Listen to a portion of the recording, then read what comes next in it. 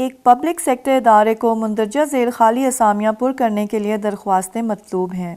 दरख्वास्त देने का तरीक़ाकार। दरख्वास्तें मुजवज़ा फ़ॉर्म पर जमा करवाई जाएँ, ताहम टेस्ट और इंटरव्यू के वक्त उम्मीदवारान को असल दस्तावेज़ात हमरा लाने होंगे। मुश्तहर असामियों पर भर्ती के कवानीन का इस्टेब्लिशमेंट डिवीज़न की रिक्रूटमेंट पॉलिसी के मुताबिक इतलाक़ किया जाएगा। सरकारी और नीम सरकारी मुलाजमीन अपने इदारे के तवस्सुत से दरख्वास्तें इरसाल करें। उम्र की हद का तयन दरख्वास्तें जमा करवाने की आखिरी तारीख से किया जाएगा। सरकारी कवानीन के मुताबिक उम्र की हद में रियायत 5 साल है। मजाज अथॉरिटी को बगैर वजह बताए किसी भी दरख्वास्त को मुस्तरद करने का हक हासिल है।